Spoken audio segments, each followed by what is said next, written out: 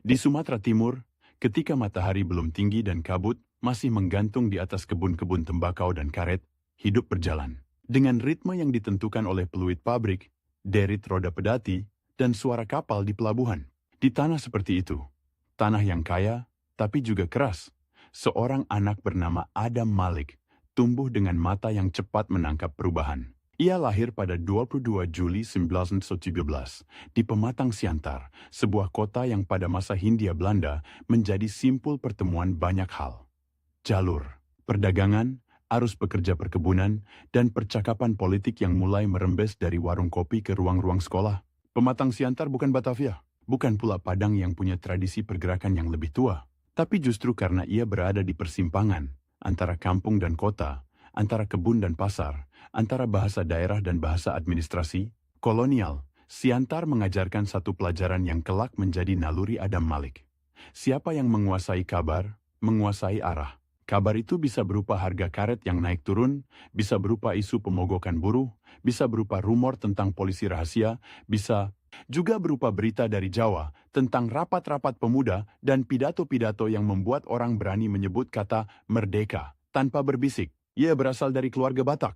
Lingkungan sosialnya membentuk karakter yang lugas, cepat, dan tidak suka bertele-tele. Tetapi hidup di bawah kolonialisme juga membentuk sesuatu yang lain. Kehati-hatian. Di Hindia Belanda, kata-kata bukan sekadar bunyi. Kata-kata bisa menjadi bukti, bisa menjadi alasan penangkapan, bisa menjadi pintu ke pengasingan. Dan karena itu, sejak muda Adam Malik belajar bahwa kertas, selembar kertas, bisa lebih tajam daripada pisau. Kertas bisa mengangkat orang. Kertas bisa menjatuhkan orang. Kertas bisa membuat sebuah gagasan melintasi pulau-pulau.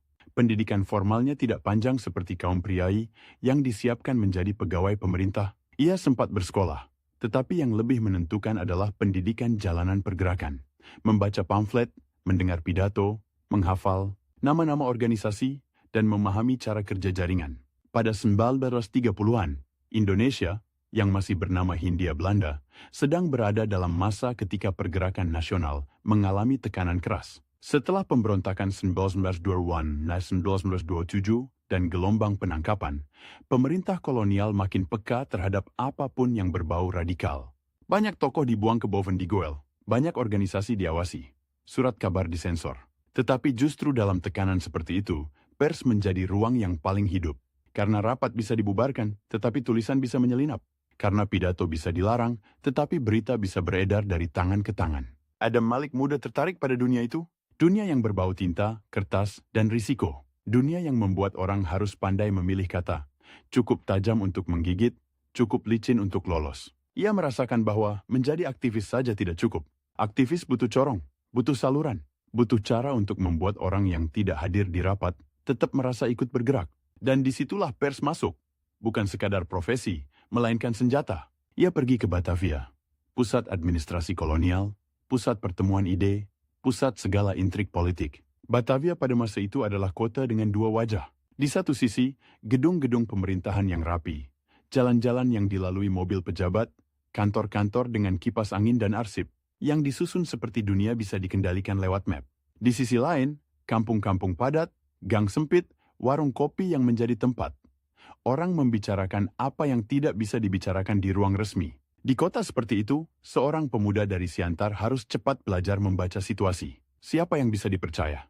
Siapa yang hanya ingin memancing? Siapa yang punya akses ke percetakan? Siapa yang punya akses ke polisi? Di Batavia, Adam Malik masuk ke lingkungan pemuda dan pers. Ia terlibat dalam gerakan pemuda, yang pada masa itu menjadi salah satu motor pergerakan nasional. Organisasi pemuda bukan sekadar tempat berkumpul, ia adalah sekolah politik. Di sana orang belajar disiplin, belajar berdebat, belajar menyusun resolusi, belajar mengorganisasi rapat, belajar mengumpulkan dana, belajar menyebarkan selebaran tanpa tertangkap, dan yang paling penting, belajar membangun jaringan lintas daerah. Karena Indonesia bukan satu kota, Indonesia adalah kepulauan, dan pergerakan hanya bisa hidup jika ada orang-orang yang bisa menghubungkan Jawa dengan Sumatera, Sulawesi dengan Kalimantan, kota dengan desa. Adam Malik dikenal sebagai organisator. Bukan tipe orator yang berdiri lama di podium dengan kalimat-kalimat berbunga. Ia lebih mirip orang redaksi. Cepat, praktis, fokus pada hasil. Ia mengerti bahwa pergerakan butuh logistik, butuh tempat, butuh mesin cetak, butuh orang yang bisa mengantar berita. butuh orang yang bisa menyusun daftar nama dan alamat. Hal-hal yang tampak remeh, tetapi tanpa itu semua, revolusi hanya menjadi wacana. Pada 1930-an, pers Indonesia berada dalam situasi yang paradoks. Di satu sisi, ia berkembang. Banyak surat kabar dan majalah muncul, menjadi ruang bagi kaum terpelajar Bumi Putra untuk menulis. Di sisi lain, ia selalu berada di bawah ancaman sensor dan penindasan. Pemerintah kolonial punya aturan-aturan yang bisa menjerat penerbit. Ada pasal-pasal yang lentur, yang bisa dipakai kapan saja untuk menutup media. Maka wartawan dan aktivis pers harus punya dua kemampuan sekaligus. Kemampuan menulis dan kemampuan bertahan hidup. Adam Malik masuk ke dunia itu dengan naluri yang tajam. Ia tidak hanya menulis. Ia mengerti bagaimana berita bekerja. Berita bukan sekadar informasi. Berita adalah alat untuk membentuk persepsi. Berita adalah cara untuk mengatur emosi publik. Marah, takut, berharap. Berita adalah cara untuk membuat sebuah peristiwa lokal terasa nasional. Dan di masa ketika radio belum merata, ketika televisi belum ada, surat kabar dan pamflet adalah urat nadi. Ia ikut mendirikan kantor berita.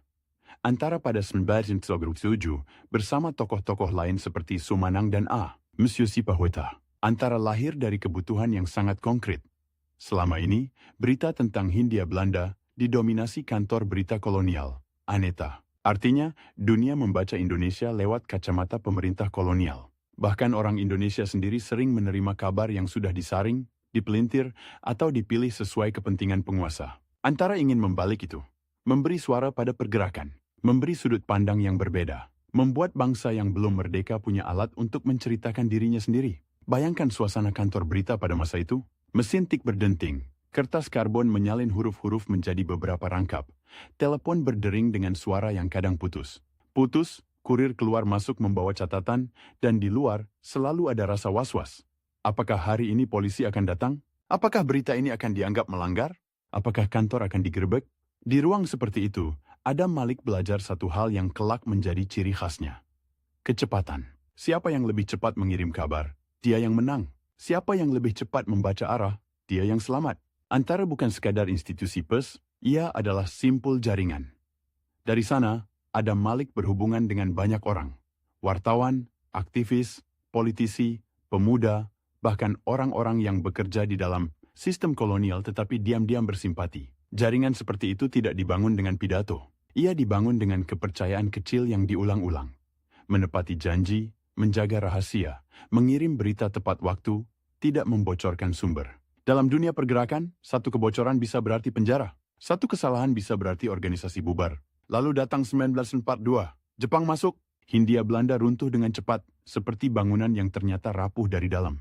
Banyak orang Indonesia menyambut Jepang dengan harapan. Bukan karena cinta, tetapi karena benci pada Belanda, dan karena ada ilusi bahwa Jepang akan membuka jalan bagi kemerdekaan. Tetapi segera jelas, pendudukan Jepang adalah pendudukan yang brutal. Sensor lebih ketat, organisasi dibatasi, pers dikendalikan, propaganda menjadi makanan sehari-hari. Kata-kata dipaksa melayani kekuasaan. Bagi orang seperti Adam Malik, masa Jepang adalah ujian yang rumit. Di satu sisi, ruang gerak pergerakan lama dihancurkan. Di sisi lain, Jepang membuka peluang bagi kader-kader Indonesia untuk masuk ke struktur tertentu. Belajar administrasi, belajar organisasi. Masa, belajar bagaimana kekuasaan bekerja dari dekat. Banyak tokoh nasional memanfaatkan celah itu. Tetapi celah selalu punya harga. Dan harga itu sering berupa kompromi. Dalam situasi seperti itu, naluri wartawan, Adam Malik, naluri untuk curiga pada narasi resmi, menjadi penting. Ia hidup di masa ketika berita bisa menjadi alat penipuan massal. Ketika poster dan siaran radio bisa membuat orang percaya pada kemenangan yang tidak ada. Ketika kata-kata Asia Raya dipakai untuk menutupi kerja paksa Romusha. Maka kemampuan membaca di balik teks menjadi keterampilan bertahan hidup. Ketika Jepang menyerah pada 1945, dunia berubah dalam hitungan hari, kekosongan kekuasaan muncul. Di Jakarta, para pemuda mendesak proklamasi. Ada ketegangan antara generasi muda yang ingin cepat dan generasi tua yang lebih berhitung. Ada peristiwa rengas dengklok. Ada malam-malam panjang ketika keputusan besar dibuat dengan tergesa, dengan rasa takut, dengan harapan yang nyaris tidak masuk akal. Adam Malik berada di lingkaran pemuda. Ia termasuk mereka yang bergerak cepat, yang tidak ingin kemerdekaan menjadi barang tawar-menawar terlalu lama. Dalam atmosfer itu, kertas kembali menjadi pusat segalanya. Naskah proklamasi, selebaran, pengumuman, berita yang harus disebarkan secepat mungkin sebelum pihak lain menguasai narasi. Kemerdekaan bukan hanya soal mengibarkan bendera, ia juga soal memastikan orang tahu bahwa bendera itu sudah dikibarkan. Setelah proklamasi 17 Agustus 1945, Republik yang baru lahir menghadapi kenyataan pahit. Belanda ingin kembali, sekutu datang. Pertempuran meletus di berbagai kota. Revolusi fisik dimulai. Dalam situasi perang dan kekacauan, pers dan informasi menjadi medan tempur. Siapa yang bisa meyakinkan rakyat bahwa Republik masih hidup, dia yang menjaga nyala. Siapa yang bisa meyakinkan dunia bahwa Indonesia bukan pemberontak, dia yang membuka pintu diplomasi. Adam Malik, dengan latar belakang kantor berita, berada di posisi yang unik. Ia bukan jenderal di medan perang. Ia bukan pemimpin partai besar yang berpidato di depan massa, tetapi ia berada di jalur yang menentukan, jalur informasi. Ia mengerti bahwa revolusi butuh cerita yang konsisten, butuh bukti, butuh dokumentasi, butuh kabar yang bisa menembus blokade. Di masa awal Republik, banyak hal serba darurat. Pemerintahan berpindah-pindah, komunikasi sulit, kertas langka, tinta langka, mesin cetak bisa disita atau dihancurkan. Tetapi justru karena serba darurat, orang-orang seperti Adam Malik menjadi penting. Mereka tahu cara membuat sesuatu berjalan dengan sumber daya minim. Mereka tahu cara mengirim berita lewat jalur tidak resmi. Mereka tahu cara memanfaatkan jaringan lama yang dibangun sejak masa kolonial. Reputasinya sebagai organisator membuatnya sering berada di belakang layar. Menghubungkan orang, mengatur pertemuan, memastikan pesan sampai ia bergerak di ruang yang tidak selalu terlihat kamera sejarah, tetapi menentukan arah. Dan di situ pula terbentuk kebiasaan yang kelak melekat padanya. Politik sebagai kerja redaksi. Ada fakta yang harus dikumpulkan. Ada sumber yang harus dijaga. Ada kalimat yang harus dipilih. Ada timing yang harus tepat.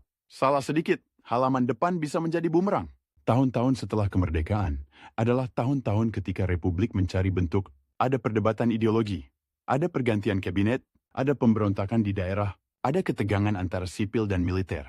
Ada partai-partai yang tumbuh, saling berebut pengaruh. Dalam situasi seperti itu, orang yang punya jaringan lintas kelompok menjadi aset.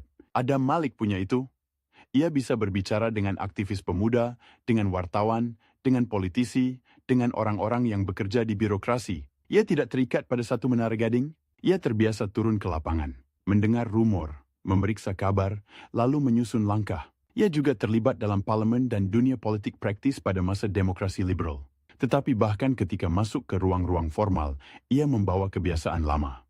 Mencatat, mengamati, membaca suasana. Banyak politisi suka bicara panjang. Adam Malik lebih suka tahu siapa yang benar-benar punya pengaruh, siapa yang hanya keras di mikrofon, siapa yang bisa menggerakkan orang, siapa yang bisa menggerakkan uang, siapa yang punya akses ke senjata.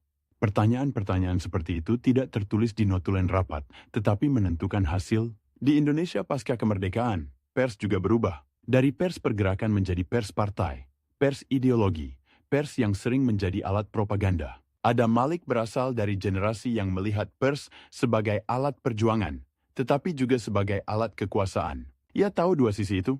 Ia tahu bahwa berita bisa membebaskan, tetapi juga bisa menjerat, dan pengetahuan itu membuatnya tidak naif. Ada satu benang yang terus muncul dalam hidupnya. Kertas dan tanda tangan. Dari pamflet pemuda, ke berita kantor antara, ke dokumen-dokumen organisasi, ke surat-surat resmi. Setiap fase hidupnya ditandai oleh teks yang harus disusun dengan cermat. Karena di Indonesia yang baru lahir, satu surat bisa berarti pengakuan, satu telegram bisa berarti bantuan, satu pernyataan pers bisa berarti perang atau damai. Pada 1950-an, ketika Indonesia memasuki masa yang lebih stabil secara formal, tetapi tetap bergolak secara politik, Adam Malik semakin dikenal sebagai figur yang bisa bergerak di antara berbagai kubu. Ia tidak selalu berada di depan panggung, tetapi ia ada di ruang-ruang tempat keputusan disiapkan. Ia memahami bahwa negara muda ini bukan hanya butuh idealisme, tetapi juga butuh manajemen konflik. Dan manajemen konflik seringkali tidak indah. Ia penuh kompromi, penuh manuver, penuh kesepakatan yang tidak pernah diumumkan. Namun, di balik semua itu, ada sesuatu yang tetap. Naluri wartawan yang curiga pada kekuasaan. Naluri untuk tidak langsung percaya pada versi resmi. Naluri untuk mencari sumber kedua. Naluri untuk membaca apa yang tidak dikatakan. Naluri ini membuatnya berbeda dari birokrat murni. Ia tidak dibesarkan dalam tradisi kepatuhan administrasi kolonial. Ia dibesarkan dalam tradisi pergerakan yang selalu merasa diawasi. Maka bahkan ketika ia mulai masuk ke lingkaran negara, ia membawa kewaspadaan itu. Di Jakarta, kota yang makin padat dan panas, dengan gedung-gedung pemerintahan yang mulai menjadi simbol kedaulatan, Adam Malik bergerak Seperti orang yang tahu bahwa kekuasaan selalu sementara. Ia melihat kabinet jatuh bangun. Ia melihat partai-partai berkoalisi lalu pecah. Ia melihat bagaimana pidato bisa mengubah suasana, tetapi juga bagaimana logistik dan jaringan menentukan hasil. Ia melihat bagaimana militer, yang lahir dari revolusi, mulai menjadi kekuatan politik yang tidak bisa diabaikan. Ia melihat bagaimana Presiden Soekarno, dengan karisma dan visi besar, mencoba menahan semua itu dalam satu narasi. Revolusi yang belum selesai. Dan di tengah pusaran itu, Adam Malik membangun reputasi sebagai orang yang bisa bekerja. Orang yang bisa mengurus hal-hal konkret. Orang yang bisa menghubungkan titik-titik. Dalam politik Indonesia, kemampuan seperti itu sering lebih berharga daripada retorika. Karena retorika bisa memanaskan massa, tetapi jaringan bisa menggerakkan negara. Ia juga mengalami bagaimana dunia internasional memandang Indonesia. Pada awal kemerdekaan, Indonesia harus meyakinkan dunia bahwa ia layak menjadi negara. Lalu, ketika Perang Dingin mengeras, Indonesia menjadi medan perebutan pengaruh. Amerika Serikat, Uni Soviet, Tiongkok, semua punya kepentingan. Soekarno memainkan politik luar negeri yang berani, anti-kolonial, dan sering konfrontatif. Indonesia menjadi suara keras bagi negara-negara baru. Tetapi suara keras juga punya konsekuensi. Isolasi, tekanan ekonomi, ketegangan dengan tetangga. Adam Malik, yang berasal dari dunia informasi, memahami bahwa citra internasional bukan sekadar soal pidato di konferensi. Ia soal konsistensi pesan. Soal siapa yang dipercaya. Soal bagaimana berita tentang Indonesia beredar di luar negeri. Ia tahu bahwa satu peristiwa di Jakarta bisa dibaca berbeda di London, Washington, Moskow, atau Bangkok. Dan ia tahu bahwa negara yang tidak menguasai narasinya akan dikuasai oleh narasi orang lain. Seperti dulu ketika Aneta mendominasi berita tentang Hindia Belanda. Semua pengalaman itu, dari Siantar yang penuh kabar pasar, ke Batavia yang penuh sensor, ke kantor. Antara yang berdenting mesin tik, ke masa Jepang yang penuh propaganda, ke revolusi yang penuh selebaran dan telegram, membentuk Adam Malik menjadi tipe manusia politik yang khas. Ia bukan romantikus yang hidup dari slogan. Ia bukan teknokrat yang hidup dari angka. Ia adalah operator informasi. Seorang yang percaya bahwa kata-kata bisa mengubah kenyataan, tetapi hanya jika kata-kata itu didukung jaringan, timing, dan keberanian untuk mengambil risiko. Dan risiko selalu ada. Dalam dunia pers kolonial, risiko adalah penjara. Dalam dunia revolusi, risiko adalah peluru. Dalam dunia politik republik, risiko adalah jatuhnya karier, hilangnya kepercayaan, atau terseret dalam konflik yang lebih besar dari diri sendiri. Adam Malik belajar hidup dengan risiko itu sejak muda. Ia belajar bahwa, untuk bertahan, orang harus fleksibel tanpa terlihat pelin-pelan. Harus tegas tanpa terlihat kaku. Harus dekat dengan banyak orang tanpa terlihat menjadi alat siapapun. Di usia yang masih relatif muda, ia sudah terbiasa berada di ruang-ruang tempat orang dewasa berbisik tentang strategi. Ia terbiasa membaca wajah ketika sebuah nama disebut. Ia terbiasa menilai apakah sebuah janji bisa ditepati atau hanya umpan. Ia terbiasa menyimpan catatan, kadang di kertas, kadang di kepala, tentang siapa berutang budi pada siapa. Politik, baginya, bukan panggung moral yang bersih. Politik adalah ruang redaksi yang bising. Tempat berita harus naik cetak sebelum pagi, meski sumber belum sepenuhnya aman, meski tekanan datang dari segala arah. Disitulah paradoksnya mulai terasa, bahkan sebelum ia menjadi pejabat negara. Seorang yang dibentuk oleh pergerakan jalanan dan pers, yang liar, perlahan-lahan bergerak mendekati pusat kekuasaan, bukan karena ia tiba-tiba jatuh cinta pada formalitas, tetapi karena ia mengerti bahwa jika ingin mengubah arah, kadang orang harus berada di dekat kemudi. Dan untuk berada di dekat kemudi, orang harus bisa berbicara dalam bahasa kekuasaan, bahasa dokumen, bahasa rapat, bahasa keputusan yang ditandatangani, kertas dan tanda tangan. Dari selebaran pemuda yang dicetak diam-diam, ke berita, antara yang dikirim cepat, ke surat-surat resmi yang menentukan nasib orang. Adam Malik tumbuh bersama kertas-kertas itu. Ia belajar bahwa sejarah seringkali tidak berubah oleh tembakan pertama, tetapi oleh kalimat yang disepakati, oleh berita yang menyebar, oleh dokumen yang membuat sesuatu menjadi resmi. Ketika Indonesia memasuki dekade 1960-an, ketegangan politik makin tajam. Demokrasi terpimpin membawa konsolidasi kekuasaan di tangan Soekarno, tetapi juga membawa pertarungan pengaruh yang makin keras antara militer dan Partai Komunis Indonesia, antara kelompok-kelompok nasionalis, Islam, dan kiri. Ekonomi memburuk, inflasi tinggi, retorika revolusi menguat. Konfrontasi dengan Malaysia dimulai. Indonesia semakin menantang tatanan internasional yang dianggap neokolonial. Adam Malik, dengan latar belakangnya, berada dalam posisi yang tidak sederhana. Ia bukan orang yang lahir dari barak militer, ia bukan ideolog partai yang hanya melihat dunia dalam hitam putih. Ia adalah nasionalis yang pragmatis, terbiasa bekerja dengan fakta lapangan dan jaringan. Ia melihat bagaimana kata-kata besar bisa membakar semangat, tetapi juga bisa menutup pintu. Ia melihat bagaimana negara bisa terjebak dalam narasi sendiri, dan ia tahu, dari pengalaman pers, bahwa narasi yang terlalu kaku bisa runtuh ketika realitas menampar. Semua itu masih seperti awan gelap di kejauhan pada masa mudanya. Tetapi fondasinya sudah terbentuk sejak awal. Kemampuan mengumpulkan informasi, membangun jaringan, memilih kalimat, dan bergerak cepat. Dari Siantar ke Batavia, dari pamflet ke kantor berita, dari pergerakan pemuda ke ruang-ruang politik Republik, Adam Malik menapaki jalur yang tampak seperti zigzag, tetapi sebenarnya konsisten. Selalu berada di dekat sumber kabar, selalu berada di dekat kertas. Yang menentukan, selalu berada di tempat di mana sebuah kalimat bisa mengubah nasib banyak orang. Jakarta awal 1960-an itu, kota yang seperti hidup dengan 2 detak jantung sekaligus. Siang hari, panasnya menempel di kulit, debu beterbangan dari proyek-proyek yang setengah jadi, becak berdesakan dengan truk tentara.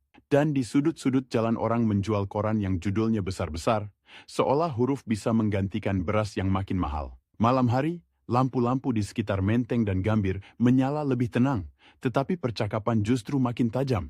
Di teras rumah dinas, di ruang tamu pejabat, di warung kopi yang pintunya setengah tertutup, orang membicarakan hal yang sama dengan nada berbeda. Siapa yang sedang naik? Siapa yang sedang disingkirkan? Siapa yang punya akses ke Bung Karno? Siapa yang punya akses ke senjata? Di atas semuanya, suara Soekarno. Pidato yang panjang, berlapis-lapis, penuh istilah dan simbol. Revolusi belum selesai. Manipol Uzbek, Nasakom, Ganyang Malaysia. Kata-kata itu seperti spanduk yang dibentangkan dari satu ujung negeri ke ujung lain. Dan di bawah spanduk itu, ekonomi berjalan pincang. Inflasi menggila. Nilai uang seperti kertas yang basah, masih ada bentuknya, tapi daya belinya menghilang. Orang antre, orang mengeluh. Orang tetap bertepuk tangan di rapat umum, lalu pulang menghitung sisa beras. Adam Malik, yang sejak muda hidup dari kabar dan kertas, membaca suasana itu seperti membaca halaman depan yang terlalu penuh. Banyak judul, banyak foto, banyak seruan, tetapi di antara baris-barisnya ada sesuatu yang tidak ditulis. Ada ketegangan yang tidak bisa diselesaikan dengan slogan. Ada perebutan pengaruh yang tidak bisa ditutup dengan retorika persatuan. Ia sudah lama bukan sekadar orang redaksi. Ia sudah masuk ke dunia politik, ke lembaga-lembaga negara, ke jaringan yang lebih luas dari sekadar wartawan dan aktivis. Tetapi kebiasaan lamanya tidak hilang. Ia tetap mengumpulkan informasi seperti wartawan, menimbang sumber seperti editor, dan menyimpan catatan, kadang di kertas, kadang di kepala, tentang siapa berbicara apa, kepada siapa, dan untuk tujuan apa. Di masa demokrasi terpimpin, ruang politik menyempit. Partai-partai dipaksa menyesuaikan diri dengan garis besar yang ditentukan pusat. Pers tidak lagi sebebas masa awal Republik, ia menjadi alat mobilisasi. Dan di tengah penyempitan itu, justru jaringan informal menjadi lebih penting. Orang tidak selalu mengatakan sesuatu di rapat resmi. Mereka mengatakannya di sela-sela, di koridor, di mobil, di rumah makan, di tempat yang tidak ada notulen. Adam Malik paham. Ketika panggung resmi dipenuhi lampu sorot, keputusan sering dibuat di tempat yang remang. Konfrontasi dengan Malaysia, yang dimulai awal 1990-an dan memuncak setelah pembentukan Federasi Malaysia pada 1993, memberi Indonesia musuh yang jelas di poster-poster. Ganyang Malaysia bukan hanya kebijakan luar negeri, ia menjadi alat politik domestik. Ia menyatukan emosi, mengalihkan perhatian, memberi rasa bahwa kesulitan ekonomi adalah bagian dari perjuangan besar melawan neokolonialisme. Tetapi kebijakan itu juga menguras sumber daya, memperburuk hubungan dengan tetangga, dan membuat Indonesia makin sulit bernapas di panggung internasional. Di luar negeri, Indonesia terlihat seperti negara yang berteriak paling keras, tetapi dompetnya kosong. Di dalam negeri, orang-orang yang punya akses ke pusat kekuasaan saling mengukur. Militer, PKI, kelompok nasionalis, kelompok Islam. Semuanya berada dalam satu ruangan yang sama, tetapi masing-masing memegang pisau di balik punggung. Soekarno mencoba menyeimbangkan semuanya dengan Nasakom, nasionalis, agama, komunis, sebuah formula yang di atas kertas tampak seperti jembatan. Tetapi jembatan itu dibangun di atas sungai yang arusnya deras, dan setiap kali ada guncangan, papan-papannya berderit. Adam Malik bukan orang PKI, ia juga bukan orang militer, Ia nasionalis yang terbiasa bekerja dengan siapapun yang bisa membuat sesuatu bergerak. Pragmatis. Kadang terlalu pragmatis. Ia tahu bahwa dalam politik Indonesia saat itu, bertahan hidup bukan soal siapa paling benar, melainkan siapa paling cepat membaca perubahan. Dan perubahan itu datang seperti badai yang awalnya hanya terdengar dari jauh. Tahun 1965, Jakarta terasa lebih tegang dari biasanya. Ada rapat-rapat besar, ada demonstrasi, ada pidato, ada rumor yang beredar lebih cepat daripada berita resmi. Orang-orang membicarakan Dewan Jenderal, membicarakan rencana kudeta, membicarakan siapa yang sakit, siapa yang akan menggantikan siapa. Soekarno sendiri sering sakit-sakitan. Setiap kabar tentang kesehatannya membuat pasar rumor meledak. Karena di negara yang kekuasaannya sangat personal, tubuh pemimpin adalah bagian dari politik. Adam Malik, dengan naluri lamanya, tidak mungkin hanya menelan versi resmi. Ia mendengar dari banyak arah. Ia bertanya tanpa terlihat bertanya. Ia mencatat tanpa terlihat mencatat. Ia tahu bahwa ketika semua orang bicara keras, justru yang penting adalah bisikan. Lalu malam 30 September menuju 1 Oktober 1965, pagi yang mengubah segalanya, Jakarta bangun dengan kabar penculikan dan pembunuhan sejumlah jenderal. Ada pengumuman di radio. Ada nama Gerakan 30 September. Ada klaim tentang penyelamatan revolusi. Ada kebingungan. Ada ketakutan. Dan dalam hitungan jam, militer, di bawah komando Mayor Jenderal Soeharto, bergerak mengambil alih kendali. Di titik itu, Indonesia seperti koran yang halaman depannya tiba-tiba diganti. Judul lama disobek, foto lama dibuang, narasi baru dicetak tergesa-gesa, tetapi dengan tinta yang tebal. Bagi Adam Malik, ini bukan sekadar pergantian berita. Ini pergantian rezim yang sedang lahir. Meski belum disebut demikian. Dan seperti setiap kelahiran, ia berdarah. Setelah 1 Oktober, perburuan dimulai. PKI dituduh sebagai dalang. Dan di banyak tempat, tuduhan itu berubah menjadi pembantaian. Dari Jawa Tengah dan Jawa Timur, dari Bali, dari Sumatera, kabar-kabar mengerikan mengalir. Orang ditangkap, orang hilang, orang dibunuh, angka-angka korban akan diperdebatkan bertahun-tahun. Tetapi satu hal tidak bisa disangkal. Kekerasan itu masif, dan negara, atau bagian dari negara, membiarkannya, bahkan mengarahkannya. Di Jakarta, pusat kekuasaan bergeser. Soekarno masih presiden, masih berpidato, masih punya karisma, tetapi ruang geraknya menyempit, militer menguat. Dan di antara keduanya, orang-orang sipil yang bisa menjadi jembatan menjadi sangat berharga. Adam Malik termasuk jenis orang itu. Ia punya kredibilitas sebagai nasionalis lama, bukan pendatang baru. Ia punya jaringan luas. Ia tidak terlalu terikat pada satu ideologi yang sedang jatuh, dan ia punya keterampilan yang dibutuhkan pada masa transisi.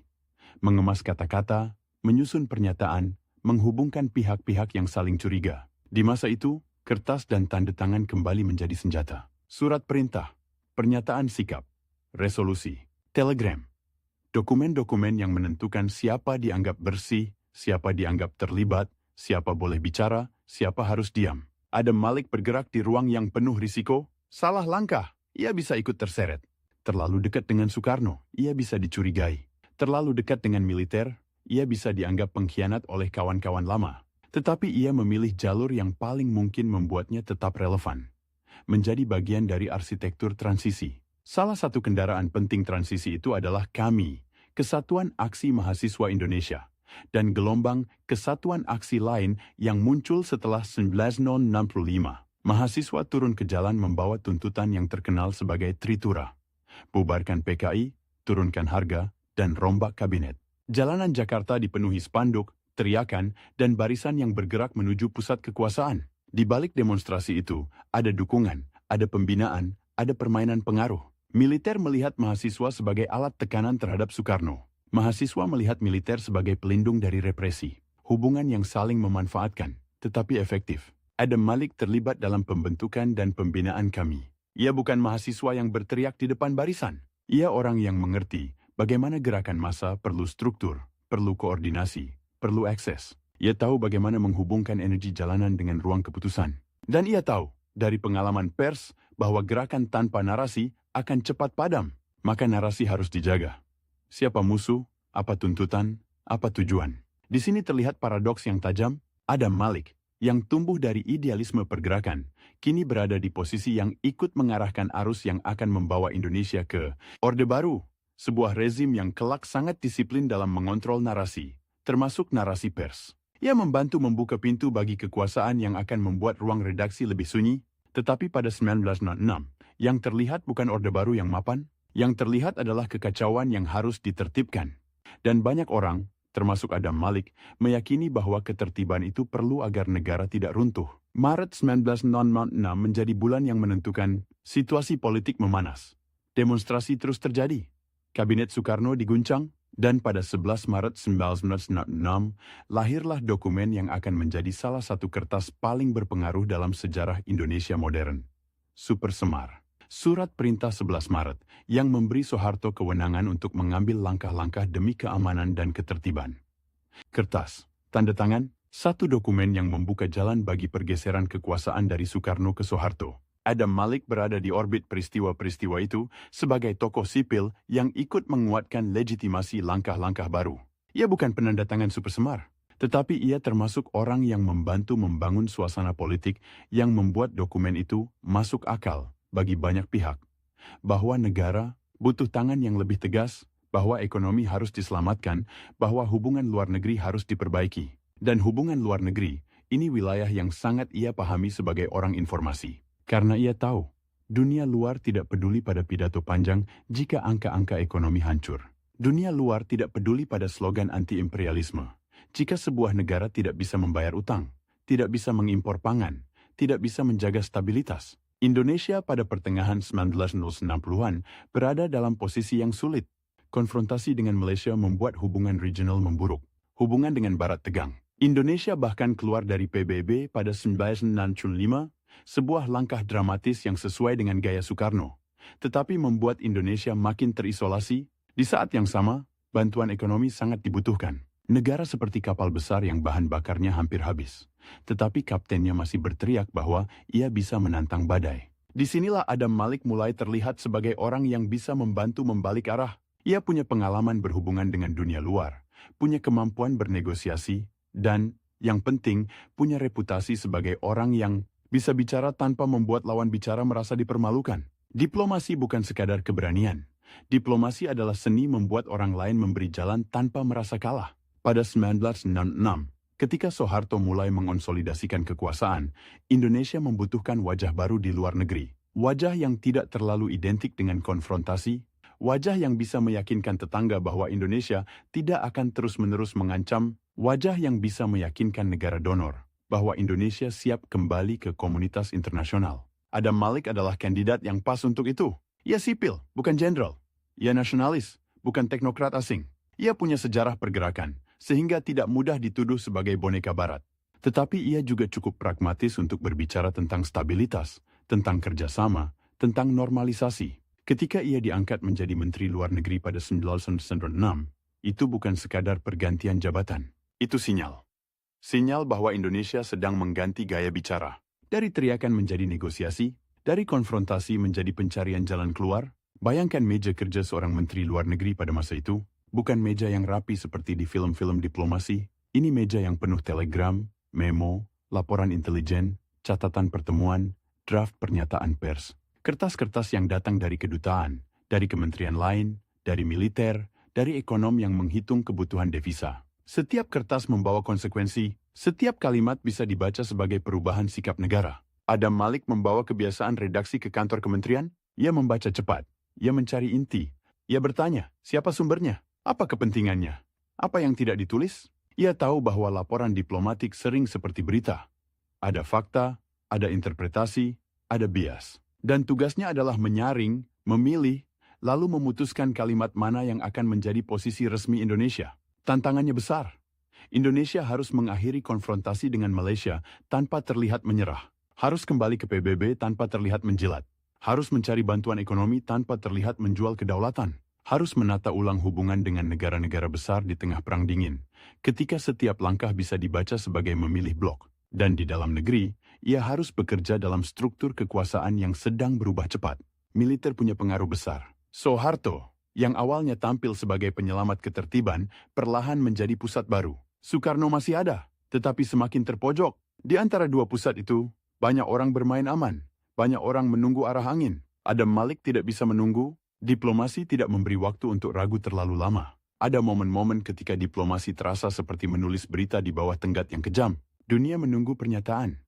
Tetangga menunggu sinyal. Investor menunggu kepastian. Dan di dalam negeri, Setiap kata bisa dipakai lawan politik untuk menyerang. Normalisasi dengan Malaysia menjadi salah satu ujian awal. Setelah bertahun-tahun konfrontasi, luka politik masih segar. Ada keluarga tentara yang kehilangan anak. Ada propaganda yang sudah telanjur menanamkan kebencian. Tetapi negara tidak bisa hidup dari kebencian. Negara butuh perdagangan, butuh stabilitas kawasan, butuh pintu yang terbuka. Adam Malik ikut mendorong penyelesaian konfrontasi yang pada akhirnya menghasilkan kesepakatan damai pada 1996. Ini bukan sekadar dokumen. Ini perubahan arah sejarah. Indonesia yang sebelumnya memosisikan diri sebagai pengguncang kawasan, kini mulai mencari peran sebagai penyeimbang. Di saat yang sama, Indonesia kembali ke PBB pada 1996. Keluar dari PBB pada 1995 adalah tindakan simbolik yang dramatis. Kembali adalah tindakan pragmatis yang sunyi, tetapi jauh lebih penting bagi kelangsungan negara, karena PBB bukan hanya panggung pidato. PBB adalah jaringan. PBB adalah akses. PBB adalah legitimasi. Adam Malik mengerti legitimasi itu seperti headline di koran internasional. Jika headline-nya buruk, semua orang membaca Indonesia dengan kacamata curiga. Jika headline-nya membaik, pintu-pintu mulai terbuka.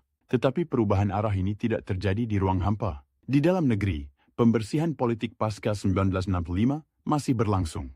Penahanan massal, pembatasan kebebasan, pembentukan narasi resmi tentang siapa pengkhianat dan siapa penyelamat. Orde Baru mulai membangun disiplin narasi yang kelak menjadi ciri khasnya.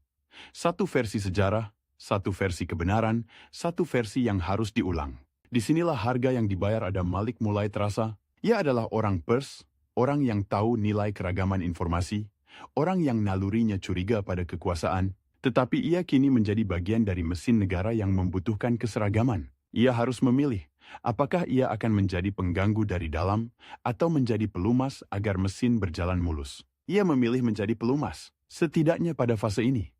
Bukan berarti ia kehilangan seluruh sikap kritis, tetapi kritik dalam sistem baru tidak bisa dilakukan dengan cara lama. Tidak bisa dengan pamflet, tidak bisa dengan berita yang menantang. Kritik harus menjadi bisikan di ruang rapat, menjadi catatan kecil di margin dokumen, menjadi saran yang disampaikan dengan bahasa yang tidak menyinggung.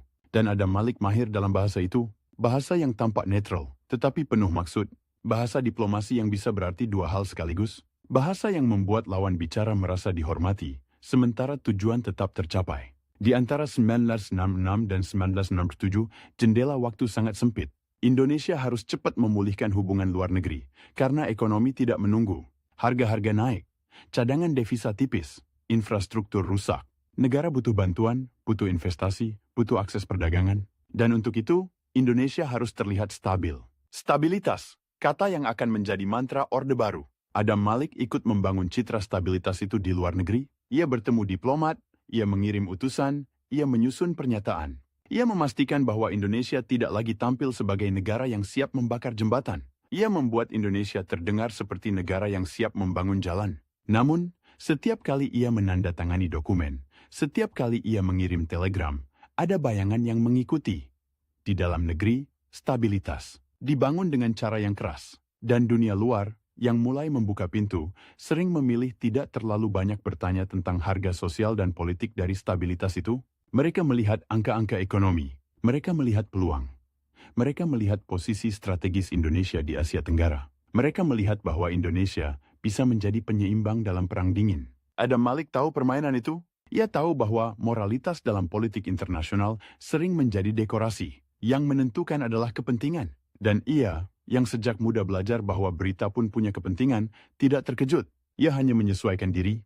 Pada 1967, Soekarno semakin tersingkir. MPRS mencabut kekuasaannya, dan Soeharto menjadi pejabat presiden. Lalu presiden, peralihan itu tidak terjadi dalam satu malam, tetapi arahnya jelas. Dan Adam Malik, yang sudah berada di posisi kunci sebagai Menteri Luar Negeri, menjadi salah satu wajah sipil dari rezim baru yang sedang mengokohkan diri. Ia bukan arsitek utama Orde Baru. Ia bukan jenderal yang mengendalikan pasukan. Tetapi ia adalah orang yang membuat Orde Baru bisa diterima di luar negeri. Ia adalah penerjemah. Penerjemah dari bahasa kekuasaan domestik yang keras ke bahasa diplomasi internasional yang halus. Dan penerjemahan itu membutuhkan keterampilan yang tidak semua orang punya. Karena jika terlalu halus, ia bisa dianggap menutupi. Jika terlalu jujur, ia bisa merusak citra yang sedang dibangun. Ia harus menyeimbangkan. Seperti editor yang harus menyeimbangkan antara kebenaran dan keselamatan redaksi di bawah sensor, kertas dan tanda tangan terus mengejar. Dari surat-surat perintah di dalam negeri, ke nota diplomatik di luar negeri, dari pernyataan sikap mahasiswa, ke komunike bersama antar negara, Adam Malik hidup di antara dokumen-dokumen itu dan ia tahu, dokumen bukan hanya catatan, dokumen adalah alat. Dokumen adalah senjata yang lebih rapi daripada senapan. Di akhir 1990-an, Indonesia mulai bergerak menuju kerjasama regional yang baru. Setelah konfrontasi, setelah ketegangan, negara-negara Asia Tenggara menyadari bahwa mereka tidak bisa terus hidup dalam kecurigaan. Mereka berada di kawasan yang menjadi papan catur perang dingin. Jika mereka tidak membangun mekanisme sendiri, mereka akan terus menjadi bidah. Adam Malik berada di pusat perubahan itu. Ia membawa Indonesia dari posisi pengganyang menjadi posisi penggagas kerjasama. Perubahan yang bagi sebagian orang tampak seperti pengkhianatan terhadap semangat revolusi, tetapi bagi yang lain adalah penyelamatan negara dari isolasi. Dan di balik semua itu, naluri wartawannya tetap bekerja, meski kini ia harus menyembunyikannya di balik jas diplomatik. Ia tetap curiga pada kekuasaan, tetapi kini kekuasaan itu adalah rumahnya sendiri. Ia tetap mencari informasi. Tetapi kini sumbernya bukan lagi aktivis bawah tanah, melainkan laporan kedutaan dan bisikan pejabat. Ia tetap memilih kalimat, tetapi kini kalimat itu bukan untuk pamflet, melainkan untuk perjanjian antar negara. Peralihan Adam Malik dari aktivis pers ke wajah resmi negara bukanlah perubahan karakter yang tiba-tiba, ia lebih seperti perubahan fungsi. Alat yang sama, kertas, kata-kata, jaringan, dipakai untuk tujuan yang berbeda. Dulu untuk mengguncang, kini untuk menstabilkan. Dulu untuk melawan narasi resmi, kini untuk membangun narasi resmi yang baru. Dan setiap kali ia menatap selembar dokumen di meja kementerian, mungkin ada gema jauh dari masa mudanya di Batavia. Suara mesin tik, antara suara kertas karbon yang digesek, suara kurir yang berlari membawa berita. Bedanya, dulu ia mengejar kabar agar revolusi hidup, kini ia mengejar kabar agar negara tidak jatuh. Negara berubah, Malik berubah, tetapi satu hal tetap. Keyakinan bahwa kata-kata, jika ditempatkan pada kertas yang tepat, dengan tanda tangan yang tepat, bisa mengubah nasib jutaan orang. Dan pada pertengahan hingga akhir 1990-an, ia sedang menulis ulang posisi Indonesia di dunia, sambil ikut menyaksikan dan ikut menanggung bagaimana posisi itu dibayar mahal di dalam negeri. Pada meja-meja perundingan, udara sering terasa lebih dingin daripada di luar ruangan. Pendingin ruangan bekerja tanpa ampun, membuat jas terasa perlu, membuat orang-orang yang datang dari negeri tropis seperti Indonesia harus menyesuaikan napas. Tetapi dingin yang paling tajam bukan dari mesin. Dingin itu datang dari kalimat-kalimat yang dipilih dengan hati-hati, dari jeda yang sengaja dipanjangkan, dari senyum yang dipasang untuk menutupi kalkulasi. Adam Malik masuk ke dunia itu membawa sesuatu yang tidak dimiliki banyak diplomat karir. Naluri redaksi. Ia tidak pernah sepenuhnya percaya pada kalimat pertama yang ia dengar. Ia selalu mencari versi kedua. Versi ketiga, ia membaca komunike seperti membaca berita, mencari apa yang disembunyikan di balik kata, menyambut, menghargai, memahami, kata-kata yang tampak sopan, tetapi bisa berarti, kami setuju, kami menolak, atau kami menunda sambil menunggu Anda lemah. Tahun-tahun awal sebagai Menteri Luar Negeri, 1966 dan 1967, adalah masa ketika Indonesia, seperti orang yang baru saja keluar dari ruang gawat darurat, tubuhnya masih lemah. Luka-lukanya belum ditutup rapi, tetapi ia harus segera berdiri, berjalan, dan meyakinkan orang lain bahwa ia bisa dipercaya memegang gelas tanpa menjatuhkannya. Dunia luar tidak menunggu Indonesia pulih secara moral atau politik. Dunia luar menunggu tanda. Apakah Indonesia akan kembali menjadi mitra, atau tetap menjadi sumber ketidakpastian? Di dalam negeri, pusat kekuasaan sudah bergeser. Di luar negeri, reputasi Indonesia harus dibangun ulang dari nol, bahkan dari minus. Ada jejak konfrontasi, ada jejak keluar dari PBB, ada jejak pidato-pidato yang membakar, yang dulu membuat sebagian orang bertepuk tangan, tetapi membuat banyak kantor kementerian luar negeri di dunia menandai Indonesia dengan tinta merah. Tidak stabil, tidak dapat diprediksi. Dan ekonomi, ini yang paling tidak bisa diajak berdebat. Inflasi yang menggila bukan sekadar angka di laporan. Ia adalah harga beras yang berubah antara pagi dan sore. Ia adalah gaji pegawai yang habis sebelum sampai rumah. Ia adalah negara yang butuh impor pangan, butuh obat, butuh suku cadang, tetapi devisanya tipis. Dalam situasi seperti itu, diplomasi bukan lagi soal kehormatan di podium. Diplomasi adalah soal kapal-kapal yang membawa gandum, soal kredit, soal penjadwalan ulang utang, soal pintu yang dibuka atau ditutup oleh satu tanda tangan. Kertas dan tanda tangan? Lagi, salah satu pekerjaan pertama yang harus diselesaikan adalah menutup bab konfrontasi dengan Malaysia. Ini bukan sekadar berdamai seperti dua orang bertetangga yang sempat bertengkar. Ini konflik yang sudah menjadi identitas politik. Bertahun-tahun propaganda menanamkan bahwa Malaysia adalah proyek neokolonial, bahwa melawannya adalah bagian dari revolusi. Ada tentara yang dikirim, ada operasi, ada korban, ada kebanggaan yang terlanjur dipertaruhkan. Tetapi Adam Malik tahu, kebanggaan tidak bisa dimakan. Dan kawasan Asia Tenggara, kalau terus dibiarkan menjadi arena saling ganyang, akan menjadi hadiah bagi kekuatan besar. Amerika Serikat sedang tenggelam di Vietnam, Uni Soviet dan Tiongkok bersaing memperebutkan pengaruh. Negara-negara kecil di kawasan ini bisa dengan mudah menjadi pion, dipindah-pindahkan oleh tangan yang jauh.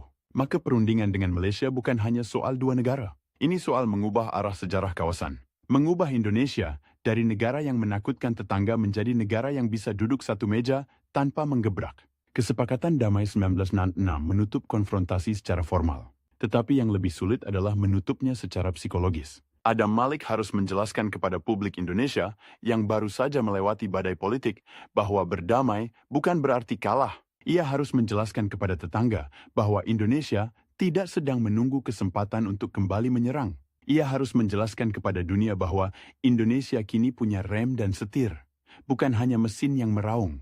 Di saat yang sama, ada langkah simbolik yang sangat menentukan. Indonesia kembali ke Perserikatan Bangsa-Bangsa. Keluar dari PBB pada 1965 adalah gestur dramatis, sesuai gaya Soekarno. Sebuah pernyataan bahwa Indonesia tidak mau bermain di panggung yang dianggap dikuasai kekuatan besar, tetapi panggung itu, betapapun tidak sempurnanya, adalah tempat di mana bantuan, legitimasi, dan jaringan internasional berputar. Kembali ke PBB pada 1999 adalah pengakuan diam-diam bahwa Indonesia butuh dunia, sama seperti dunia butuh Indonesia. Bagi Adam Malik, PBB bukan sekadar gedung di New York. PBB adalah kabel-kabel telegraf modern. Jalur informasi, jalur pengaruh, jalur akses. Ia paham bahwa sebuah negara bisa berteriak tentang kedaulatan, tetapi tetap membutuhkan pengakuan. Dan pengakuan itu sering datang dalam bentuk yang sangat administratif. Kursi di sidang, hak bicara, keanggotaan badan-badan, kesempatan. Bertemu di sela-sela konferensi. Di ruang-ruang seperti itu, diplomasi sering terjadi bukan di podium, melainkan di lorong, di lift, di ruang tunggu. Di jamuan makan malam yang menunya sama untuk semua orang, tetapi percakapannya berbeda-beda. Adam Malik, yang sejak muda terbiasa membangun jaringan, bergerak lincah. Ia tidak hanya membawa posisi resmi, ia membawa kemampuan membaca orang. Siapa yang benar-benar memutuskan, siapa yang hanya mengulang, siapa yang bisa diajak bicara tanpa membuatnya kehilangan muka. Dan Indonesia pada masa itu harus melakukan sesuatu yang sangat sulit. Meyakinkan dunia bahwa perubahan di Jakarta adalah stabilitas. Bukan sekadar pergantian kekerasan. Dunia luar, terutama negara-negara donor dan lembaga keuangan, ingin kepastian. Mereka ingin tahu, apakah Indonesia akan membayar utang? Apakah kebijakan ekonominya akan rasional? Apakah pemerintahannya akan bertahan? Mereka tidak selalu bertanya dengan kata-kata itu. Mereka bertanya dengan cara lain. Menunda pinjaman, meminta jaminan, mengirim misi, menunggu sinyal. Sinyal itu harus dikirim lewat dokumen, nota diplomatik, pernyataan bersama, komunika. Dan Adam Malik yang mengerti kekuatan kalimat, tahu bahwa satu kata bisa mengubah tafsir, komitmen berbeda dengan niat, akan berbeda dengan sedang mempertimbangkan, menjamin berbeda dengan berupaya. Disinilah ia bekerja seperti editor yang mengawasi halaman depan. Ia memilih kata yang cukup tegas untuk meyakinkan, tetapi cukup lentur untuk tidak mengikat terlalu keras. Ia harus menjaga dua audiens sekaligus. Luar negeri yang menuntut kepastian, dan dalam negeri yang sensitif terhadap kesan tunduk pada Barat. Karena Orde Baru yang sedang tumbuh membutuhkan bantuan Barat, tetapi tidak bisa tampil sebagai rezim yang lahir dari restu Barat. Ia harus tetap memakai baju nasionalisme.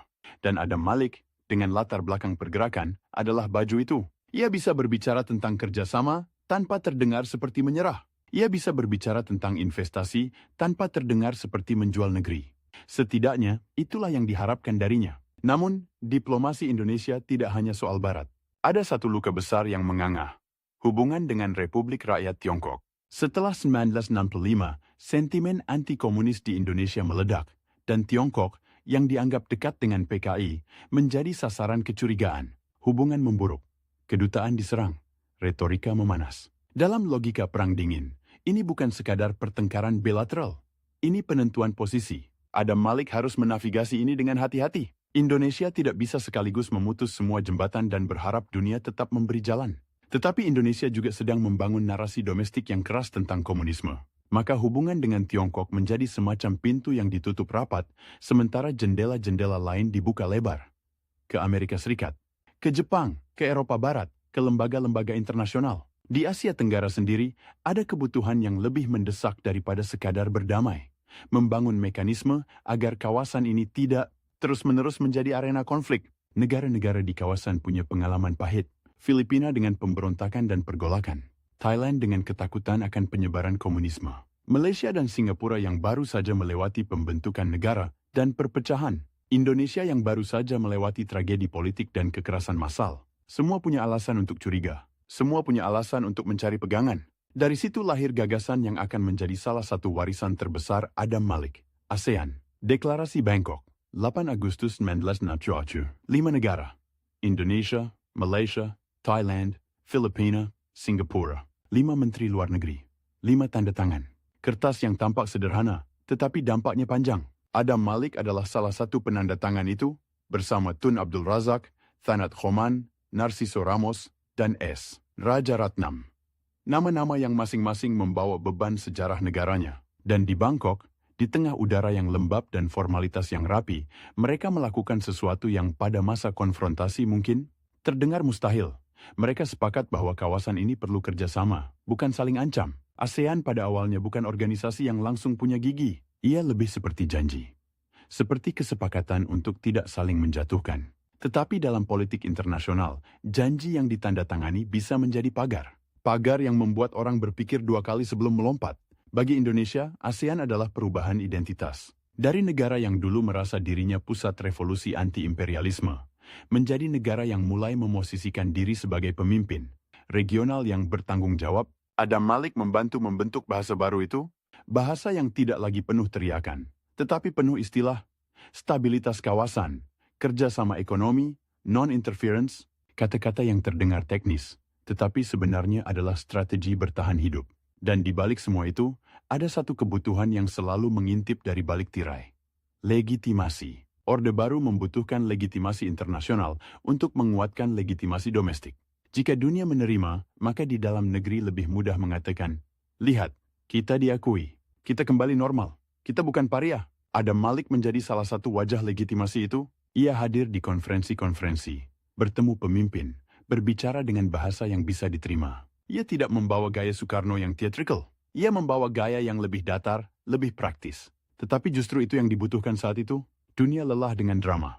Dunia ingin kepastian. Puncak simbolik dari penerimaan itu datang pada 1971, ketika Adam Malik terpilih menjadi Ketua Sidang Majelis Umum PBB ke-26. Ini bukan jabatan eksekutif yang bisa mengubah kebijakan dunia secara langsung. Tetapi ini panggung, ini pengakuan, ini semacam stempel. Indonesia, yang beberapa tahun lalu keluar dari PBB dengan marah, kini dipercaya memimpin sidang. Bayangkan ironi sejarahnya. Negara yang pernah menolak panggung itu, kini berdiri di tengah panggung, memegang palu sidang, mengatur giliran bicara. Dan orang yang memegang palu itu adalah mantan aktivis pers, orang yang dulu hidup dari berita, dari pamflet, dari jaringan pergerakan. New York pada awal 1970-an adalah kota yang bergerak cepat. Gedung-gedung tinggi, taksi kuning, trotoar yang tidak pernah benar-benar sepi. Di markas besar PBB, bahasa berganti setiap beberapa langkah. Inggris, Prancis, Spanyol, Arab, Rusia, Mandarin. Dan di sela-selanya, bahasa diplomasi yang universal. Senyum, jabat tangan, kartu nama, janji bertemu lagi.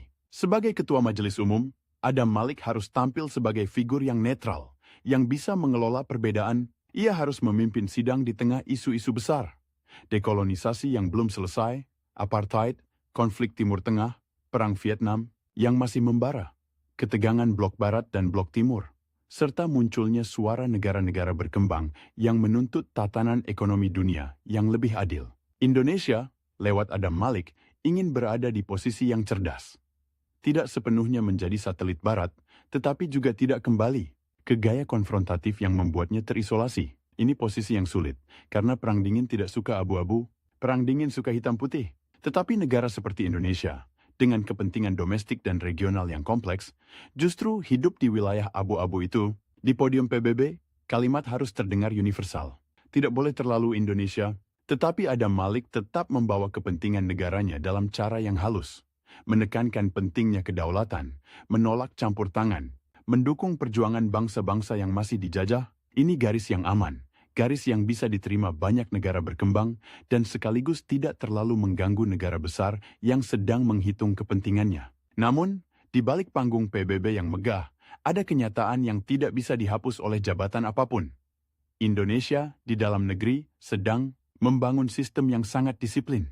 Pers yang dulu menjadi rumah Adam Malik, kini berada di bawah pengawasan ketat, narasi sejarah dibakukan, kritik dibatasi. Stabilitas menjadi alasan untuk banyak hal. Dan disinilah kontradiksi itu menggigit. Adam Malik, yang di luar negeri berbicara tentang prinsip-prinsip, di dalam negeri menjadi bagian dari pemerintahan yang menuntut keseragaman. Ia mungkin masih menyimpan naluri curiga pada kekuasaan, tetapi kekuasaan itu kini adalah meja tempat ia duduk. Ia mungkin masih paham bahwa informasi harus bebas agar masyarakat sehat. Tetapi ia juga tahu bahwa rezim yang ia layani tidak dibangun untuk kebebasan itu. Diplomasi menuntut wajah yang tenang. Bahkan ketika hati tidak tenang, sebagai Menteri Luar Negeri, ia juga harus mengelola hubungan dengan kekuatan-kekuatan besar yang melihat Indonesia sebagai aset strategis. Amerika Serikat melihat Indonesia sebagai benteng potensial melawan komunisme di Asia Tenggara. Jepang melihat Indonesia sebagai sumber bahan baku dan pasar, sekaligus tempat investasi yang menjanjikan. Eropa Barat melihat peluang ekonomi dan stabilitas. Uni Soviet, yang dulu punya hubungan dekat dengan Soekarno, harus menyesuaikan diri dengan Indonesia yang baru. Semua datang dengan bahasa persahabatan. Tetapi membawa kalkulator di saku, Adam Malik tidak naif. Ia tahu bahwa bantuan tidak pernah gratis. Ia tahu bahwa investasi membawa konsekuensi. Ia tahu bahwa setiap perjanjian punya catatan kaki. Maka ia bekerja seperti wartawan investigasi yang berubah menjadi negosiator. Menggali detail, menanyakan syarat, membaca apa yang tidak tertulis. Di kementerian, telegram diplomatik menjadi semacam nadi. Setiap hari, laporan dari kedutaan, situasi politik negara tuan rumah, perubahan kebijakan, peluang kerjasama, rumor yang beredar di kalangan diplomat. Laporan-laporan itu harus dibaca cepat, disaring, lalu dijadikan keputusan. Adam Malik, yang terbiasa hidup dengan tenggat, tidak asing dengan ritme itu. Bedanya, dulu tenggatnya adalah jam cetak koran. Kini tenggatnya adalah pergerakan dunia. Ada juga pekerjaan yang tidak terlihat. Membangun kembali korps diplomatik Indonesia yang sempat terguncang oleh perubahan politik. Banyak diplomat era Soekarno harus menyesuaikan diri, sebagian tersingkir, sebagian bertahan dengan mengubah bahasa. Kedutaan-kedutaan harus mengirim sinyal baru. Indonesia harus menjelaskan kepada dunia.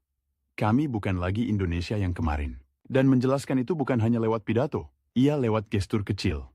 Siapa yang dikirim sebagai duta besar, siapa yang diundang ke Jakarta, konferensi apa yang dihadiri, perjanjian apa yang diprioritaskan. Diplomasi adalah seni memilih prioritas, karena waktu dan energi selalu terbatas. ASEAN menjadi salah satu prioritas itu. Setelah deklarasi Bangkok, pekerjaan sebenarnya baru dimulai. Membuat kerjasama itu nyata. Pertemuan-pertemuan rutin, pembentukan sekretariat, pembicaraan tentang ekonomi, pendidikan, budaya, banyak yang tampak membosankan, banyak yang tampak administratif. Tetapi justru disitulah fondasi dibangun. Adam Malik paham bahwa organisasi regional tidak lahir dari satu pidato besar. Ia lahir dari kebiasaan bertemu, dari kebiasaan menyelesaikan masalah kecil sebelum masalah besar meledak. Dan ada satu prinsip yang kemudian menjadi ciri ASEAN. Tidak mencampuri urusan dalam negeri anggota. Prinsip ini sering dikritik, karena bisa menjadi alasan untuk menutup mata terhadap pelanggaran hak asasi atau otoritarianisme. Tetapi pada akhir 1960-an dan awal 1970-an, prinsip itu adalah lem perekat. Negara-negara yang baru merdeka, yang masih rapuh, sangat sensitif terhadap campur tangan. Mereka ingin pagar. Mereka ingin jaminan bahwa tetangga tidak akan memanfaatkan kelemahan mereka. Adam Malik, yang hidup di masa ketika campur tangan, baik nyata maupun imajiner, selalu menjadi bahan propaganda. Mengerti daya tarik prinsip itu. Ia juga mengerti risikonya. Tetapi diplomasi sering memilih yang mungkin, bukan yang ideal. Tahun-tahun 1970-an membawa Indonesia ke posisi yang lebih mapan di dunia internasional. Konfrontasi sudah menjadi masa lalu. Indonesia kembali menjadi anggota aktif PBB. ASEAN mulai dikenal. hubungan dengan negara donor membaik. Ekonomi mulai ditata oleh teknokrat dengan dukungan modal asing dan kebijakan yang lebih terukur. Di luar negeri, Indonesia tampak seperti kisah kembali normal. Tetapi normal itu dibangun di atas banyak hal yang tidak dibicarakan di forum internasional. Penahanan politik, pembungkaman, trauma sosial. Dunia sering memilih untuk melihat apa yang ingin dilihat.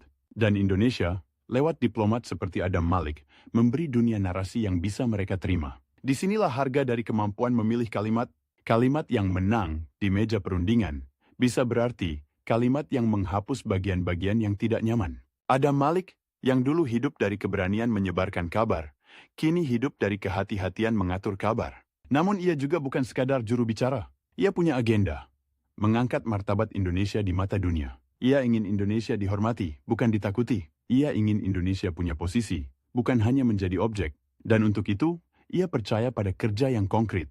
Perjanjian, kerjasama, forum regional, kehadiran aktif di PBB, kertas dan tanda tangan terus menumpuk. Perjanjian bilateral, komunike ASEAN, nota kesepahaman, instruksi kepada kedutaan. Setiap dokumen adalah jejak yang suatu hari akan dibaca orang lain, mungkin dengan kacamata yang berbeda, mungkin dengan penilaian yang lebih keras. Pada 1977, masa jabatan Adam Malik sebagai Menteri Luar Negeri berakhir. 11 tahun, lama untuk sebuah posisi yang menuntut energi tinggi, perjalanan tanpa henti, dan kemampuan menahan tekanan dari berbagai arah. Ia meninggalkan kementerian pada saat Indonesia sudah jauh berbeda dibanding 1996. Indonesia sudah kembali ke panggung internasional, bahkan menjadi salah satu pemain penting di kawasan. Tetapi pertanyaan yang selalu menggantung di udara, meski jarang diucapkan adalah, apa yang hilang dalam proses itu? Berapa banyak idealisme yang harus dipotong agar kalimat-kalimat itu bisa ditandatangani? Berapa banyak naluri wartawan yang harus dibungkam agar diplomasi bisa berjalan mulus? Adam Malik mungkin tidak akan menjawabnya dengan cara seorang aktivis, ia akan menjawabnya dengan cara seorang editor yang sudah lama bekerja di bawah tekanan. Ada halaman yang harus terbit.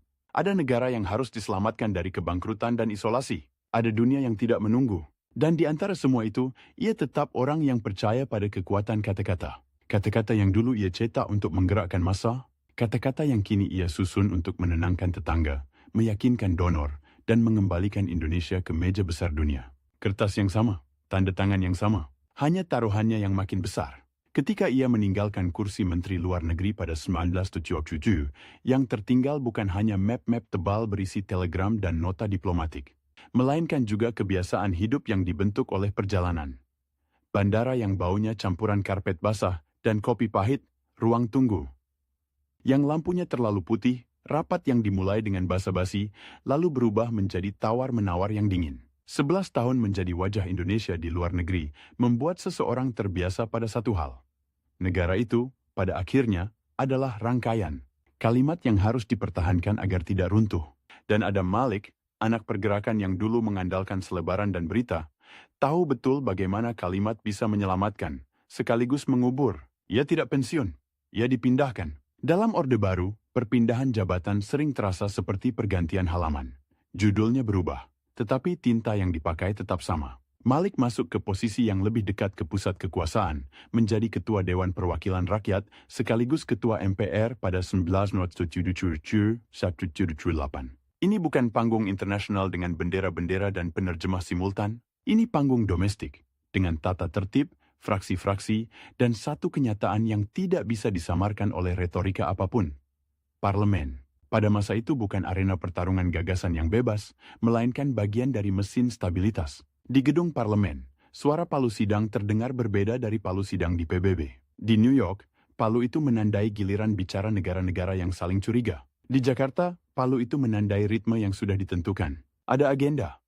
Ada keputusan yang harus sampai ke garis akhir. Ada bahasa resmi yang harus dijaga agar tidak ada celah bagi kegaduhan. Malik, yang pernah hidup dari kegaduhan pers, dari berita yang mengguncang, dari rumor yang diburu, dari informasi yang diperebutkan, kini berada di tempat yang justru dirancang untuk meredam. Ia memimpin sidang-sidang yang secara formal mewakili kedaulatan rakyat, tetapi secara praktis bergerak dalam koridor sempit. Ia tahu itu. Ia bukan orang yang mudah tertipu oleh dekorasi. Ia mengerti bagaimana kekuasaan bekerja. Bukan hanya lewat pidato, melainkan lewat prosedur, lewat siapa yang boleh bicara, lewat apa yang tidak pernah masuk notulen. Dan lalu datang 1978. Tahun ketika Orde Baru memasuki fase yang lebih mapan, lebih percaya diri, lebih rapi dalam mengatur narasi. Soeharto dipilih kembali, dan Adam Malik dipilih menjadi Wakil Presiden Republik Indonesia yang ketiga, mendampingi Soeharto untuk masa jabatan Wakil Presiden. Dua kata yang terdengar seperti puncak, tetapi dalam sistem Orde Baru, puncak itu punya bentuk yang khas. Tinggi, tetapi tidak selalu leluasa. Dekat dengan pusat, tetapi tidak selalu memegang tuas. Malik masuk ke istana, bukan sebagai jenderal, bukan sebagai teknokrat ekonomi, bukan sebagai orang yang dibesarkan oleh struktur komando. Ia masuk sebagai sipil yang punya sejarah panjang. Sejarah yang bisa dipakai sebagai legitimasi, sebagai penyeimbang, sebagai simbol, bahwa rezim ini tidak hanya milik seragam. Disinilah paradoks itu makin terasa. Adam Malik adalah orang yang dibentuk oleh dunia informasi. Dunia yang nalurinya selalu bertanya, siapa yang diuntungkan, siapa yang disembunyikan, siapa yang mengatur alur cerita. Tetapi jabatan wakil presiden menuntut hal lain. Kesetiaan pada alur cerita yang sudah ditetapkan. Istana punya udara yang berbeda. Bukan hanya karena pendingin ruangan atau taman yang terawat, melainkan karena setiap langkah di sana punya gema politik. Kata-kata yang diucapkan di ruang rapat bisa menjadi kebijakan. Kata-kata yang salah bisa menjadi isu, dan yang lebih penting, kata-kata yang tidak diucapkan pun bisa menjadi sinyal. Sebagai wakil presiden, Malik sering tampil dalam acara-acara resmi. Menerima tamu, membuka konferensi, menghadiri peringatan, menyampaikan sambutan. Di atas kertas, itu tampak seremonial. Tetapi seremonial di negara yang sedang mengunci stabilitas adalah bagian dari kekuasaan. Seremonial adalah cara negara menunjukkan wajahnya. Tenang, tertib, terkendali. Dan Malik, dengan pengalaman diplomasi, tahu bagaimana wajah itu harus dipoles. Namun, di balik panggung, ada dinamika yang lebih keras. Orde Baru adalah sistem yang sangat bergantung pada keseimbangan antara militer, birokrasi, dan kelompok-kelompok ekonomi yang tumbuh. Bersama kebijakan pembangunan. Di dalamnya ada persaingan halus, ada perebutan akses, ada pertarungan pengaruh yang jarang muncul ke permukaan. Malik bukan orang yang buta terhadap itu. Ia sudah terlalu lama berada di ruang-ruang negosiasi untuk tidak mencium aroma konflik sebelum konflik itu terlihat. Tetapi mencium aroma tidak sama dengan bisa mengubah arah angin. Sebagai wakil presiden, ruang geraknya ditentukan oleh presiden. Dan Soeharto adalah pemimpin yang memegang kendali dengan cara yang sunyi. Tidak selalu lewat ledakan emosi, melainkan lewat keputusan yang diambil tanpa banyak penjelasan, lewat jaringan loyalitas, lewat kemampuan membuat orang menunggu. Dalam sistem seperti itu, wakil presiden bisa menjadi penasihat, bisa menjadi pelaksana tugas tertentu, bisa menjadi simbol kontinuitas, tetapi jarang menjadi pusat keputusan. Malik, yang dulu di meja diplomasi terbiasa menekan lawan bicara dengan informasi, kini berada di posisi di mana informasi pun mengalir melalui saluran-saluran yang tidak selalu ia kuasai. Ia tetap punya jaringan, ia tetap punya insting, tetapi ia juga tahu ada hal-hal yang tidak bisa ia tulis ulang seperti naskah pidato. Kertas dan tanda tangan kembali muncul, tetapi bentuknya berubah. Jika dulu ia menandatangani deklarasi regional atau komunike internasional, kini ia berhadapan dengan dokumen negara. Keputusan, pengangkatan, surat-surat resmi yang mengesahkan arah kebijakan. Tanda tangan wakil presiden bukan sekadar formalitas. Ia adalah bagian dari legitimasi. Tetapi legitimasi pun bisa menjadi beban. Ketika sebuah kebijakan dipertanyakan, tanda tangan itu ikut dipanggil ke pengadilan sejarah. Pada akhir 1970-an dan awal 1980-an, Indonesia berada dalam fase pembangunan yang agresif. Minyak memberi napas. Proyek-proyek berjalan. Jalan, bendungan, pabrik, program-program yang dibungkus dengan bahasa modernisasi. Di luar negeri, Indonesia tampak stabil. Bahkan menjadi contoh bagi sebagian pihak yang lebih suka stabilitas daripada kebebasan. Tetapi stabilitas itu punya harga. Kontrol politik yang ketat, ruang kritik yang sempit, dan sebuah budaya jangan macam-macam yang merembes sampai ke kampus, redaksi, dan organisasi masyarakat. Dan disinilah Adam Malik, mantan orang pers, berada dalam posisi yang paling ironis. Ia pernah hidup dari kebebasan menyebarkan informasi, ia pernah menjadi bagian dari tradisi pers yang keras kepala, yang percaya bahwa kata-kata harus bisa menggigit, tetapi Orde Baru membangun pers yang jinak, pers yang tahu batas, pers yang mengerti bahwa ada topik-topik yang lebih aman untuk tidak disentuh. Apakah Malik menentang itu secara terbuka? Tidak, ia bukan tipe yang meledak di podium. Ia lebih sering bekerja lewat bisik-bisik, lewat saran, lewat kalimat yang disusun agar terdengar wajar di telinga kekuasaan. Tetapi bisik-bisik pun punya batas. Dalam sistem yang menuntut disiplin narasi, bahkan bisik-bisik bisa dianggap gangguan. Ada orang-orang yang mengingat Malik sebagai sosok yang kadang mengeluarkan komentar yang terasa lebih manusiawi dibanding bahasa resmi yang kaku, komentar yang menunjukkan bahwa ia masih punya jarak batin terhadap kekuasaan. Tetapi jarak batin tidak selalu berubah menjadi jarak politik. Ia tetap berada di dalam.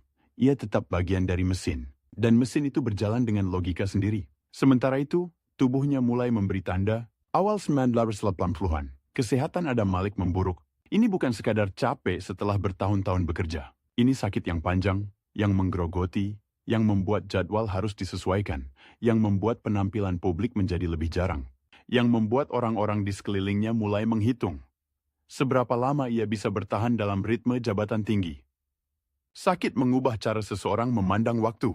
Dulu, waktu adalah tenggat, jam cetak, jadwal penerbangan, agenda sidang. Kini, waktu menjadi sesuatu yang lebih pribadi.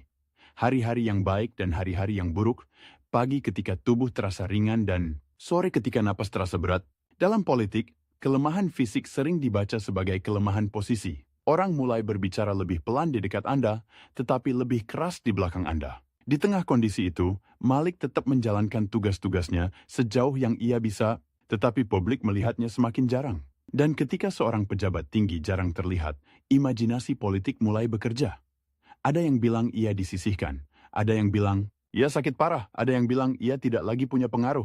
Dalam negara yang informasinya dikendalikan, rumor menjadi mata uang. Malik, yang sejak muda hidup di dunia rumor dan berita, tentu paham mekanisme itu.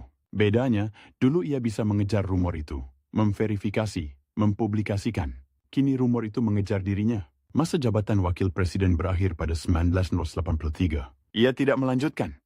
Posisi itu kemudian diisi oleh Umar Wirahadikusuma. Malik keluar dari panggung formal kekuasaan pada saat tubuhnya sudah lelah.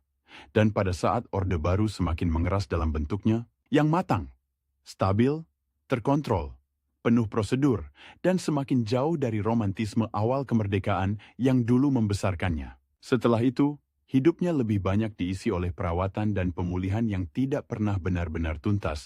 Ada masa-masa ketika ia masih muncul, masih memberi pernyataan, masih menjadi rujukan bagi orang-orang yang ingin mendengar suara sipil senior dari dalam Orde Baru.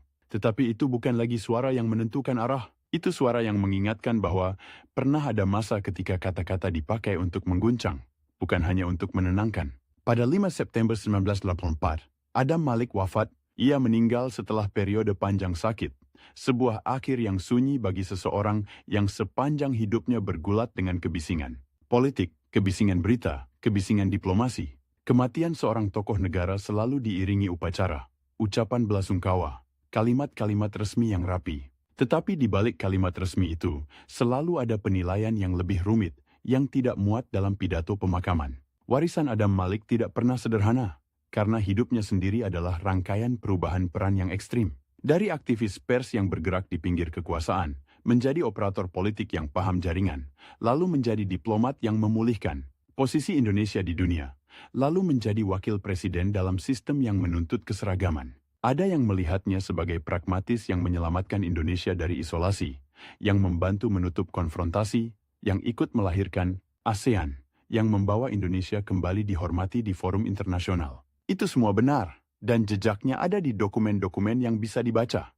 Deklarasi, komunike, catatan sidang, arsip kementerian, tetapi ada juga yang melihat sisi lain, bahwa pragmatisme itu menuntut kompromi yang mahal. Bahwa seorang yang lahir dari dunia pers, dunia yang seharusnya curiga pada kekuasaan, akhirnya ikut menjadi bagian dari kekuasaan yang mencurigai pers. Bahwa ia membantu membangun wajah Indonesia yang normal di mata dunia. Sementara di dalam negeri normalitas itu dibayar dengan pembungkaman dan ketakutan yang tidak selalu terlihat oleh tamu-tamu asing. Dan mungkin disitulah letak tragedi yang paling manusiawi. Seseorang bisa benar dalam satu konteks dan problematis dalam konteks lain. Bisa menjadi penyelamat sekaligus menjadi penutup pintu. Bisa mengangkat martabat negara sambil ikut menurunkan ruang bernapas warganya. Kertas dan tanda tangan, referen itu terus mengikuti sampai akhir. Kertas yang dulu ia pegang sebagai wartawan. Rapuh, murah, tetapi bisa menyulut. Kertas yang kemudian ia pegang sebagai diplomat. Tebal, berkop, penuh istilah, tetapi bisa mengubah peta. Kertas yang akhirnya ia pegang sebagai pejabat tinggi. Dokumen negara yang rapi, yang mengesahkan, yang mengunci. Di Indonesia, sejarah sering ditulis oleh mereka yang memegang senjata atau oleh mereka yang memegang mikrofon. Adam Malik memegang sesuatu yang lain. Ia memegang kata-kata. Dan sepanjang hidupnya, ia membuktikan bahwa kata-kata bisa menjadi senjata yang paling halus. Senjata yang tidak meninggalkan lubang, peluru, tetapi meninggalkan jejak yang lebih lama. Jejak di arsip, jejak di perjanjian, jejak di cara sebuah negara menceritakan dirinya sendiri. Ketika orang menyebut namanya, Menteri Luar Negeri, Ketua Majelis Umum PBB, Wakil Presiden, yang terdengar adalah daftar jabatan, tetapi di balik daftar itu ada satu kebiasaan yang tidak pernah benar-benar hilang. Kebiasaan memandang kekuasaan seperti berita besar, yang belum selesai ditulis. Selalu ada paragraf yang disembunyikan, selalu ada sumber yang tidak mau disebut, selalu ada kalimat yang sengaja dibuat kabur, agar semua pihak bisa pulang tanpa kehilangan muka. Ia bertahan lama karena ia tahu cara menulis kalimat yang bisa diterima banyak orang. Ia bertahan lama karena ia tahu kapan harus keras dan kapan harus diam. Tetapi setiap kalimat yang menang selalu punya biaya. Dan biaya itu, pada akhirnya, dibayar bukan hanya oleh dirinya, melainkan oleh cara kita mengingat sebuah zaman. Zaman ketika Indonesia ingin kembali diakui dunia. Dan untuk itu, banyak hal di dalam negeri harus dibuat tidak terdengar.